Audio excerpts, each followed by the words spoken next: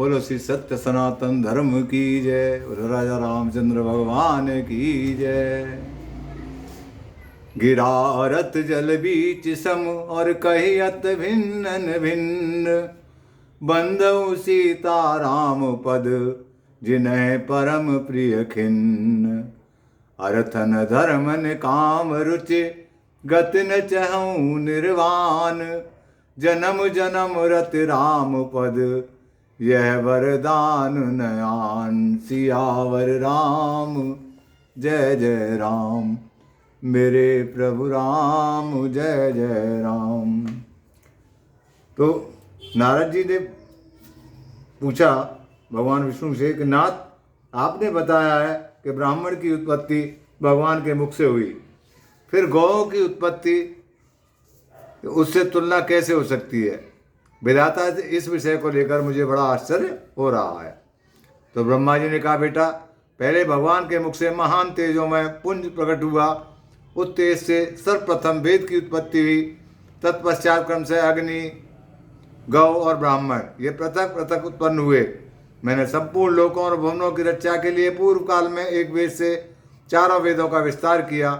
अग्नि और ब्राह्मण देवताओं के लिए हविष्य ग्रहण करते हैं और हविष्य घी गौ से उत्पन्न होता है, इसलिए ये चारों की इस जगत के जन्मदाता हैं।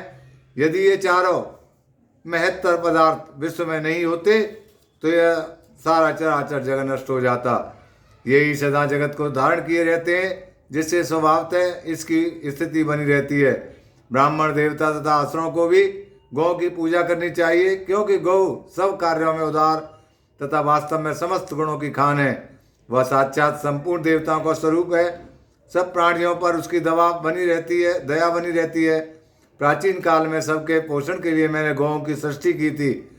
गायों की प्रत्येक वस्तु पावन है और समस्त संसार को पवित्र कर देती है। गौ का मूत्र, गोबर, दूध, दही और घी, इन पंचगम्यों का पान कर लेने पर शरीर के भीतर पाप नहीं ठहरता। इसलिए धार्मिक पुरुष प्रतिदिन गौ के दूध, दही और घी खाया करते हैं। गव्य पदार्थ संपूर्ण द्रव्यों में श्रेष्ठ, शुभ और प्रिय हैं। जिसको गाय का दूध, दही और घी खाने का सौभाग्य नहीं प्राप्त होता, उसका शरीर मल के समान है। अन्न आदि 5 रात्रि तक, दूध 7 रात्रि तक, दही 20 रात्रि तक और घी 1 मास तक शरीर में अपना प्रभाव रखता है। जो लगातार 1 मास तक बिना गव्य का भोजन करता है, उस मनुष्य के भोजन में प्रेतों को भाग मिलता है। इसलिए प्रत्येक युग में सब कार्यों के लिए एकमात्र गौ ही प्रशस्त मानी गई है। गौ सदा और सब समय धर्म, अर्थ, काम और मोक्ष ये चारों पुरुषार्थ प्रदान करने वाली है। जो गौ की एक बार प्रदक्षिणा करके उसे प्रणाम करता है, वह सब पापों से मुक्त होकर अच्छे स्वर्ग का सुख भोगता है। जैसे देवताओं के आचार्य बृहस्पति जी वंदनीय है, जिस प्रकार भगवान लक्ष्मीपति सबके पूज्य हैं, उसी प्रकार गौ भी वंदनीय और पूजनीय है। जो मनुष्य प्रातःकाल उठकर गौ और उसके घी का स्पर्श करता है, वह सब पापों से मुक्त हो जाता है। गौएं दूध और घी प्रदान करने वाली हैं। वे घृत की उत्पत्ति, स्थान और घी की उत्पत्ति में कारण है। वे घी की नदियां हैं, उनमें घी की भंवरें उठती हैं। ऐसी गौएं सदा मेरे घर पर मौजूद रहें। घी मेरे संपूर्ण शरीर और मन में स्थित हो। गौएं सदा मेरे आगे रहें, वे ही मेरे पीछे रहें। मेरे सब अंगों को गौओं का स्पर्श प्राप्त हो। मैं गायों के बीच में निवास करूं। इस मंत्र को प्रतिदिन संध्या और सवेरे के समय शुद्ध भाव से आचमन करके जपना चाहिए। ऐसा करने से उसके सब पापों का क्षय हो जाता है तथा वह स्वर्गलोक में पूजित होता है। जैसे गौ आदरणीय है, वैसे ब्राह्मण है, वैसे भगवान श्री विष्णु है, वैसी इसी गंगा जी भी हैं। ये सभी धर्म के साक्षात स्वरूप माने गए हैं। गौ मनुष्यों की बंधु है और मनुष्य गौयों के बंधु हैं। जिस घर में घी नहीं है वह बंधु रहित गृह है। 6 अंगों, पदों और क्रमों सहित संपूर्ण वेद गौओं के मुख में निवास करते हैं। उनके सींगों में भगवान श्री शंकर और श्री विष्णु सदा विराजमान रहते हैं। गायों के उदर में कार्तिकेय, मस्तक में ब्रह्मा, ललाट में महादेव जी, सींगों के अग्रभाग में इंद्र, दोनों कानों में अश्विनी कुमार, नेत्रों में चंद्रमा और सूर्य, दांतों में गरुण, जिह्वा में सरस्वती देवी अपान गुदा में संपूर्ण तीर्थ, मूत्र स्थान में गंगा जी, रोमकूपों में ऋषि, मुख और पृष्ठभाग में यमराज, दक्षिण पार्श्व में वरुण और कुबेर, वाम पार्श्व में तेजस्वी और महाबली यक्ष, मुख के भीतर गंधर्व, नासिका के अग्रभाग में सर्प, खुरों के पिछले भाग में अप्सराएं, गोबर में लक्ष्मी, गोमूत्र में पार्वती और चरणों के अग्रभाग में आकाशचारी देवता, रवाने की आवाज में प्रजापति और थनों में भरे हुए चारों समुद्र निवास करते हैं। जो प्रतिदिन स्नान करके गौ का स्पर्श करता है वह मनुष्य सब प्रकार के स्थूल पापों से मुक्त हो जाता है। जो गौओं के खुर से उड़ी हुई धूल को सिर पर धारण करता है वह मानव तीर्थ के जल में स्नान कर लेता है और सब पापों से छुटकारा पा जाता है। नारद जी ने पूछा, गुरुश्रेष्ठ, परमेष्ठिन विभिन्न रंगों की गौओं में किसके दान से क्या फल होता है, इसका तत्व बतलाइए। तो ब्रह्मा जी ने कहा, बेटा, ब्राह्मण को श्वेत गौ का दान करके मनुष्य ऐश्वर्यशाली होता है, सदा महल में निवास करता है तथा भोग सामग्रियों के संपन्न होकर सुख समृद्धि से भरा पूरा रहता है। धुएं के समान रंग वाली गौ स्वर्ग प्रदान करने वाली तथा भयंकर संसार में पापों से छुटकारा दिलाने वाली है। कपिला गौ दान अच्छे फल प्रदान करने वाला है। कृष्णा गौ का दान देकर मनुष्य कभी कष्ट में नहीं पड़ता। भूरे रंग की गौ संसार में दुर्लभ है। गौरवर्ण की धेनु समूचे कुल को आनंद प्रदान करने वाली है। लाल नेत्रों वाली गाय रूप की इच्छा रखने वाले पुरुष को रूप प्रदान करती है।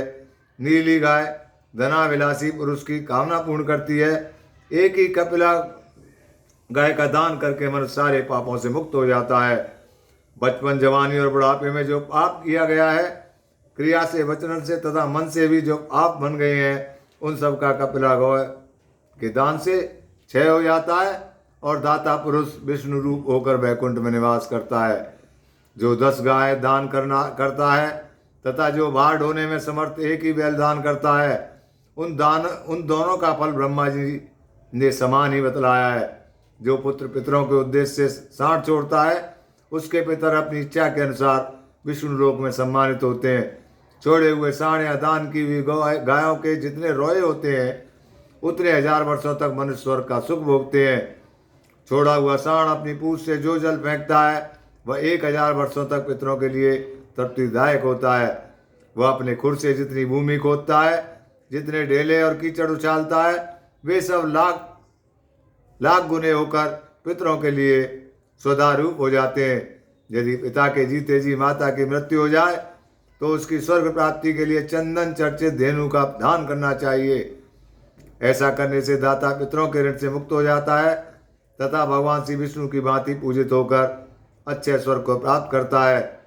सब प्रकार के शुभ लक्षणों से युक्त प्रतिवर्ष बच्चा देने वाली नई दुधारू गाय पृथ्वी के समान मानी गई है। उसके दान से भूमि दान के समान फल होता है। उसे दान करने वाला मनुष्य इंद्र के तुल्य होता है और अपनी 100 पीढ़ियों का उद्धार कर देता है। जो गौ का हरण करके उसके बछड़े की मृत्यु का कारण बनता है वो महाप्रलय पर्यंत कीड़ों से भरे हुए कुएं में पड़ा रहता है। गायों का वध करके मनुष्य अपने पितरों के साथ घोर नरक में पड़ता है तथा उतने ही समय तक अपने पाप का दंड भोगता रहता है।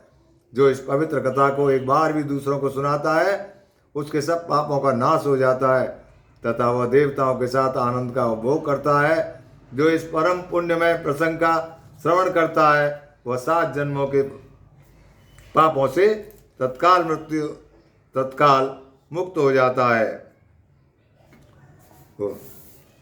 घृत क्षीर प्रदा गावो घृत योल्यो घृतो दध्वा घृत नद्यो घृतावर्तास्ता मे संतु सदा ग्रहे गावो ममा घृतो नित्यं गावे पृष्ठत एवं च गावश्च सर्वगात्रेषु गवामध्ये वसाम्यहम्।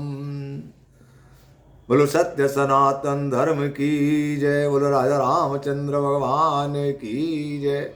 जय जय श्री राधे।